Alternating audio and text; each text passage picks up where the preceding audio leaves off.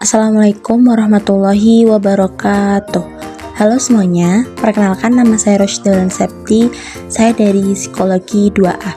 Di sini saya akan menjelaskan tentang hubungan dengan keluarga dan konflik perkawinan pada masa dewasa tengah. Yang pertama itu ada definisi masa dewasa tengah.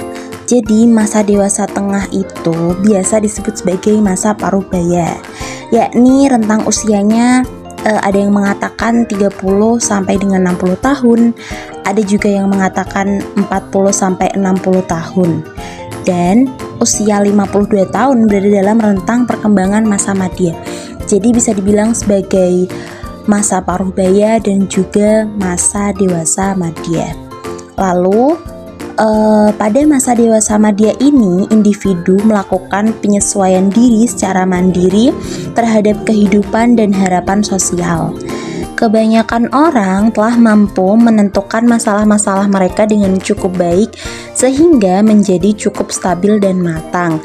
Jadi beberapa orang rata-rata dari orang yang sudah mengalami masa dewasa tengah ini, mereka itu lebih tertuju untuk penyesuaian diri terhadap hal-hal dengan cara yang mandiri dan juga memiliki rasa ingin menjadi harapan sosial yang tinggi. Jadi rasa untuk mengabdi kepada orang lain atau juga membantu orang lain itu rasanya lebih tinggi.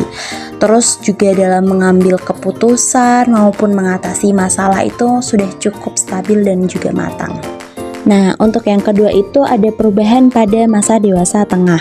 Jadi perubahan pada masa dewasa tengah itu terdapat yang pertama itu ada perubahan biologis, yakni menopause untuk perempuan dan juga untuk laki-laki dan perempuan itu juga terdapat kesulitan mendengar dan melihat.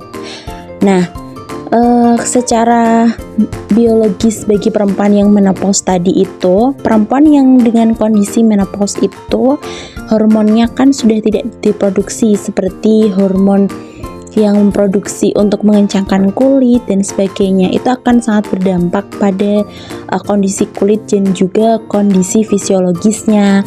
Terus yang kedua itu ada kesulitan mendengar atau melihat. Nah, kesulitan mendengar atau melihat ini yang dimaksud adalah pernah nggak sih teman-teman biasanya melihat ketika ada orang tua, ketika kita ajak ngobrol ataupun kita perlihatkan sesuatu tuh terkadang agak susah gitu melihat.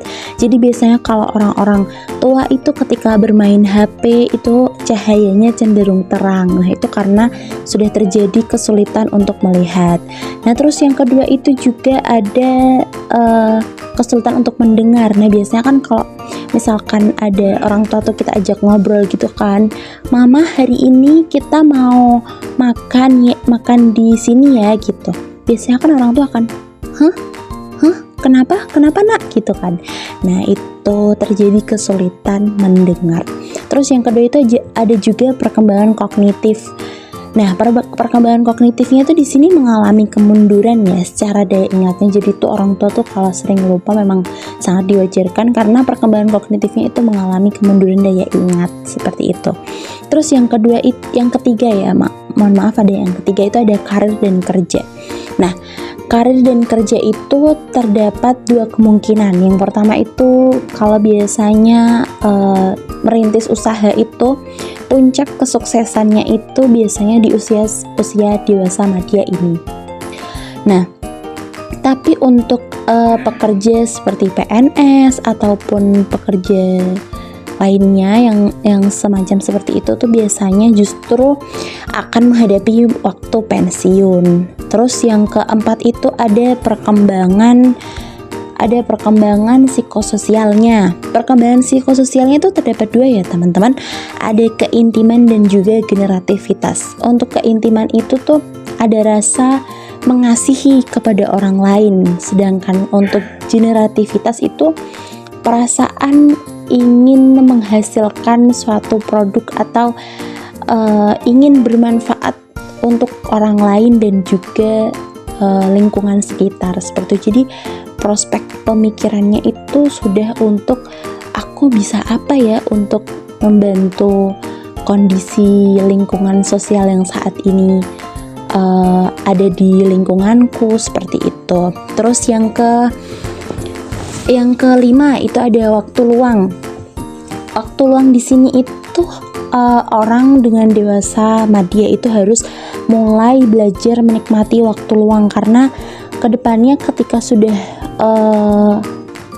di atas dari usia 60 tahun sudah pastinya rata-rata itu waktu luangnya itu semakin banyak. Jadi harus belajar menikmati waktu luang mulai dari dewasa madya ini. Terus yang keenam itu ada agama. Nah, biasanya orang tua itu banyak yang ikut pengajian atau sering menonton kajian di HP dan sebagainya. Itu memang wajar karena mereka berpikir bahwa di akhir-akhir masa kehidupan ini ya lebih baik mendekatkan diri kepada Tuhan seperti itu. Jadi lebih tertarik pada kegiatan keagamaan. Selanjutnya ada hubungan dengan keluarga. Nah, untuk yang poin pertama itu ada menyesuaikan hubungan dengan anak dewasa. Jadi maksudnya itu karena dulunya peran orang tua itu mendampingi dan juga mengarahkan atau mendidik anak ketika anak masih kecil sampai anak dengan usia remaja. Jadi ketika anak sudah mulai dewasa, sudah mulai berkeluarga, orang tua itu hanya mungkin menasehati sekali dua kali dan hanya memperhatikan dari jauh seperti itu. Jadi mungkin akan terasa sedikit ada perasaan berbeda karena peran orang tua juga sudah berubah. Jadi di situ masa dewasa tengah ini orang tua itu harus mulai menyesuaikan hubungan dengan anak dewasa itu.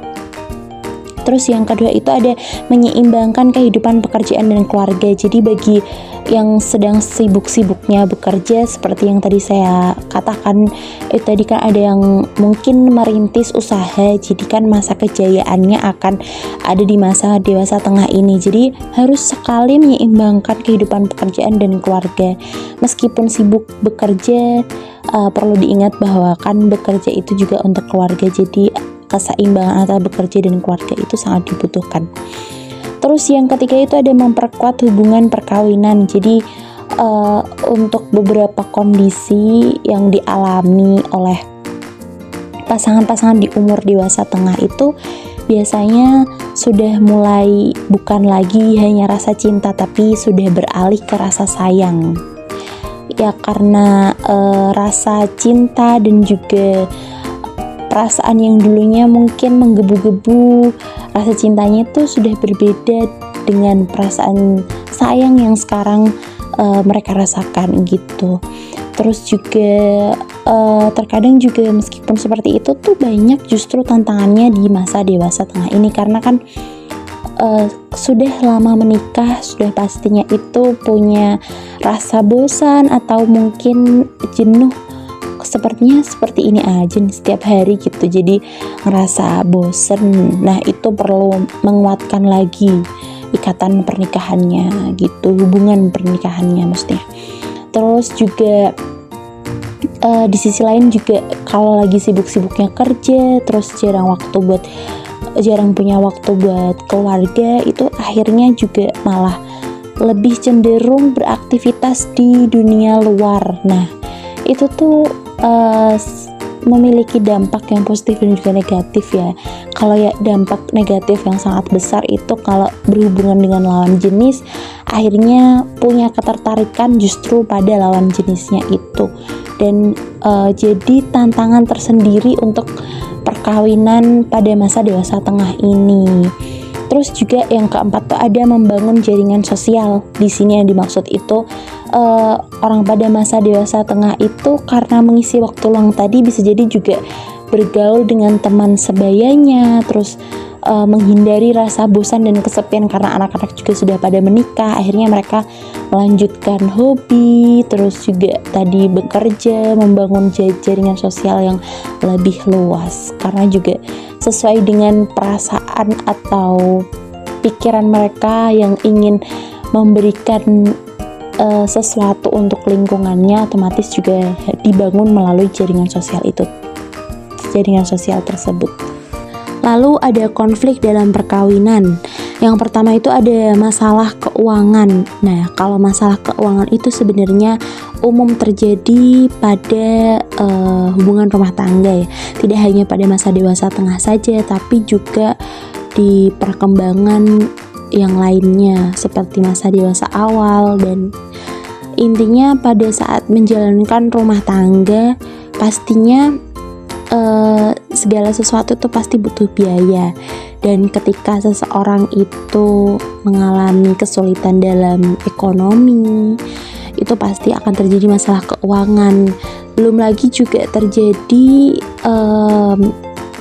naik turun kehidupan yang namanya masalah ekonomi itu tidak bisa diprediksi.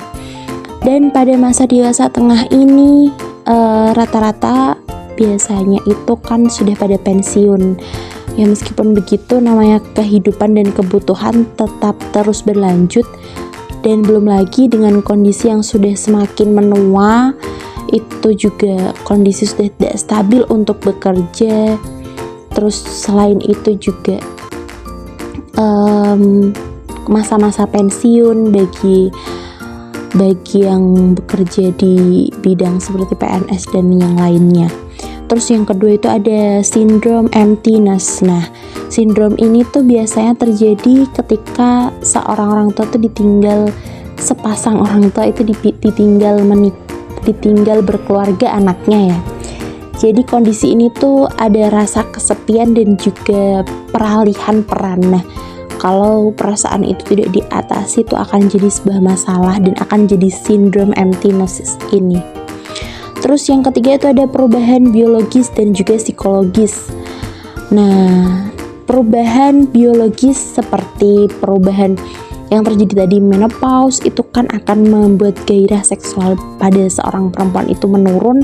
Nah, dengan kondisi seperti itu, laki-laki yang butuh penyaluran nafsu atau batinnya itu akan terhambat, dan itu bisa jadi peralihan biasanya kalau banyak laki-laki yang sudah tua menikah dengan perempuan yang lebih muda, dengan notabene yang perempuan lebih muda itu menjadi istri kedua, ataupun berselingkuh dengan perempuan muda, itu biasanya mungkin terjadi kondisi seperti itu. Nah, selain itu juga pada perempuan itu ada hormon estrogen dan juga hormon progesteron yang itu mengencangkan kulit, terus membuat perempuan itu tampak muda. Nah, ketika menopause, otomatis hormon itu berhenti diproduksi. Nah, dengan kondisi seperti itu, kulit yang semula kencang dan cantik itu berubah jadi keriput dan terlihat tua. Makanya perempuan itu lebih sering cepat menua, nah karena keadaan menopause tersebut. Terus yang keempat tuh ada komunikasi yang tidak efektif. Biasanya tuh kalau sudah tua itu komunikasinya jauh lebih berkurang. Mungkin ketika masih muda komunikasinya masih sama-sama aktif, tapi kalau sudah tua rasanya mungkin berkomunikasi itu sedikit jadi sesuatu yang ngapain sih harus dikomunikasiin, bukan seharusnya udah tahu gitu, mungkin minta dimengerti, tapi kita yang pasangan yang lawannya itu tidak bisa mengerti karena kan tidak ada komunikasi yang baik. Jadi itu seringkali jadi masalah seperti kayak kondisi mungkin ini kok barangnya ditaruh sini ya, nggak ditaruh di situ, dan istrinya mungkin merasa bahwa kok kebiasaan ini tuh nggak pernah berubah dari awal menikah sampai sekarang gitu. Terus nggak dikomunikasikan, akhirnya masalah-masalah yang kecil itu justru jadi masalah yang besar gitu. Terus yang kelima itu ada kehilangan intimasi dan juga komitmen. Nah, biasanya tuh kondisi ini tuh ketika hubungan perkawinan tuh tidak semakin diperkuat, tapi justru malah rasa bosan itu dibiarkan sehingga membuka jalan untuk orang ketiga masuk, itu akan jadi kehilangan komitmen dan juga intimasi yang tadinya karena sudah tua, sudah saling bosan, dan istrinya juga sudah pasti menua gitu kan. Sudah kebutuhannya kan, kebutuhan biologisnya tadi tuh mungkin tidak tersalurkan, jadi intimasinya juga jadinya mungkin berkurang. Padahal intimasi itu tuh dialihkan ke rasa kasih sayang, saling mengasihi. Kalau memang sudah tua itu kan mungkin ada yang sakit, itu saling merawat seperti itu. Seharusnya intimasinya itu ada di sana.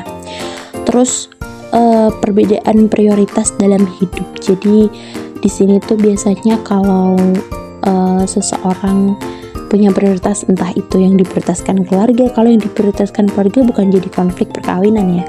Kalau yang diprioritaskan itu adalah pekerjaan, sampai mengalahkan keluarga, sampai keluarga itu dilupakan, nah itu berbahaya, akan jadi konflik. Terus juga mungkin masalah hobi, jadi malah sering keluar rumah main sama teman-teman tapi jarang pulang, seperti itu tuh kan juga jadi konflik tersendiri ya dalam perkawinan masa dewasa tengah ini. Selanjutnya ada studi kasus tentang topik yang sudah saya bahas tadi. Studi kasus ini mengenai konflik perkawinan. Di sini tuh ada sepasang suami istri yang berinisial Y dan S. S itu berprofesi sebagai seorang guru dan Y itu berprofesi sebagai seorang perawat. Jadi kehidupan mereka itu mapan dan juga rumah tangga mereka itu harmonis. Bahkan kehidupan mereka itu juga lengkap karena sudah dikaruniai cucu, juga punya anak 2 yang sudah menikah dan juga punya anak. Jadi mereka sudah punya cucu. Terus setelah itu mereka itu awalnya tidak ada konflik perkawinan sama sekali, hingga akhirnya S itu menghadiri acara reuni kampus. Di sana S itu bertemu dengan teman lamanya, seorang perempuan bernama M, dan mereka mengobrol itu cukup lama, bernostalgia. Lalu M juga menceritakan tentang kehidupan rumah tangganya yang tidak bahagia.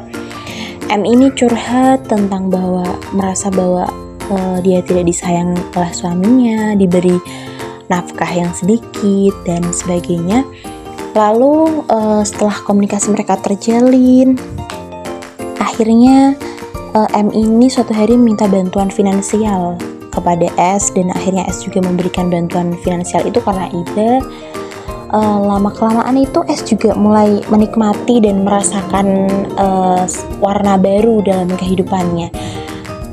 S ini jadi sering ke karaokean, menikmati seperti masa muda kembali, rasanya seperti puber kedua. Hingga akhirnya permasalahan dari S dan juga Y ini adalah ketika S itu mengusir Y dari rumah. Akhirnya terjadilah perceraian. Nah, dari sana itu kita bisa melihat bahwa ternyata hubungan yang mungkin terasa baik-baik saja, harmonis, itu tanpa disadari si S ini tuh mengalami kejenuhan dalam rumah tangga. Dan ketika menemukan seseorang yang baru dan dia merasa bahwa ini ternyata lebih asik daripada aku menjalani kehidupan rumah tangga yang sehari-hari hanya seperti itu, akhirnya dia pun juga mulai tertarik dan juga terbiasa dengan hal-hal yang menurut dia lebih menarik itu tadi. Sampai akhirnya dia justru malah lebih mementingkan kehidupan yang seharusnya tidak dia pilih gitu. Malah dia membantu dan menolong orang lain tapi menyengsarakan istrinya. Setelah kondisi itu ya akhirnya memang benar-benar bercerai, dan konflik pernikahan mereka itu tidak hanya sebatas konflik tapi sudah mencapai puncak yang justru sudah tidak ada dalam ikatan perkawinan. Jadi tidak bisa dikatakan lagi sebagai konflik, justru malah benar-benar sudah bercerai seperti itu. Baik, itu saja yang dapat saya sampaikan. Gak terasa ya kita udah ada di penghujung video. Semoga video yang saya bawakan ini bisa menjadi pelajaran dan juga hikmah untuk kita semuanya. Kurang lebihnya saya mohon maaf. Terima kasih telah menonton. Wassalamualaikum warahmatullahi wabarakatuh.